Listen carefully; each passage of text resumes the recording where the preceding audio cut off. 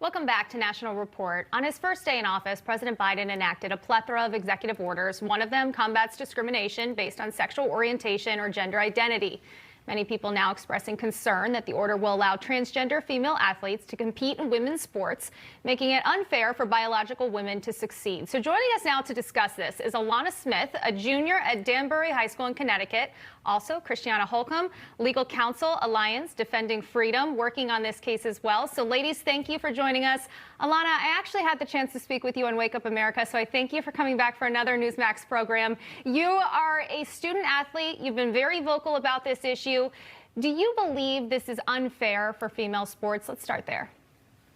I do believe that it's very unfair because I know biological females that have missed out on the chance to advance to bigger meets like states and regionals where the college coaches will see you and recruit you.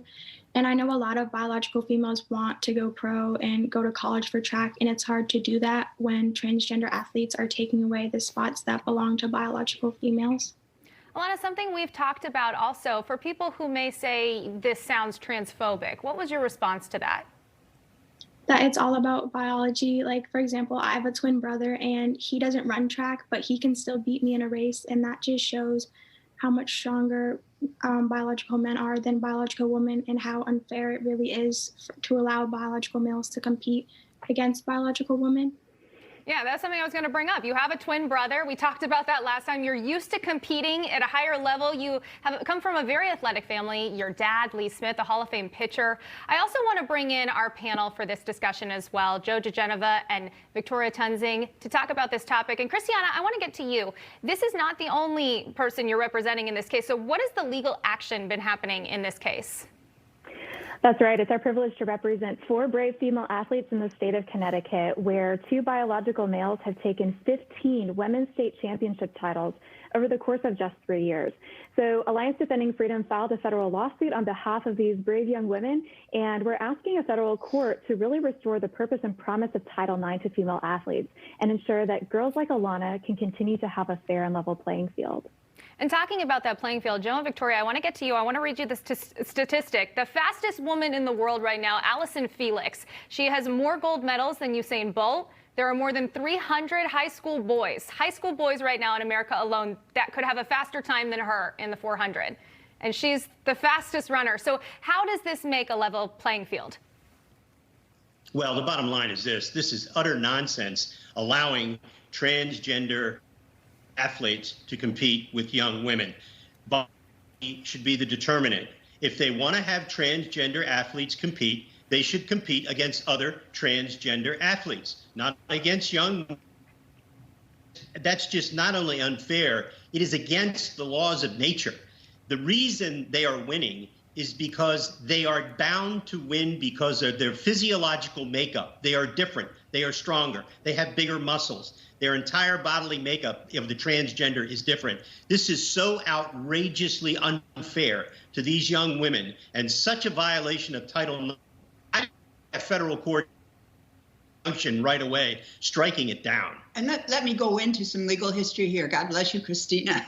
I was in the generation of women lawyers who had to teach the courts about what Title IX meant, that it meant women should have equal access to athletics as men did, because we were where universities were spending millions of dollars on men's athletics and like $200,000 on women's athletics. So we fought for equality for women. And what does this do? This does away with that legislation, Title IX. And Joe, to go off something you said, also former football player Marcellus Wiley just recently said very similar sentiment that transgender athletes should compete, but they should compete in their own category against themselves. Alana, I want to go back to you. You have that wide range of medals behind you. You're clearly very good at your sport. There's no question about that. What is it that you're focusing on, you would say, moving forward while this case is going on, while all of this is happening, to stay mentally prepared when you're approaching your passion every day? This sport is everything you do. I know you train with your mom, and it's just something that you focus your whole world around. So how is it that you're staying focused? I'm just making sure that I keep practicing every day, even though because of COVID, I haven't been able to compete yet. I just make sure that I'm ready, that when I do get to go to a track meet, I'm prepared and I can do my best. All right, Christiana Holcomb, Alana Smith, and our panel, Joe DeGeneva and Victoria Tenzing, thank you so much. Hi, Emma Reckenberg here. If you like this video, there's a whole lot more to see on Newsmax TV. You can watch for free right here on our YouTube live stream and be the first one here each time our experts break down real news. Just hit that subscribe button, ring the bell icon, and stay with us on America's fastest growing cable news channel, Newsmax TV.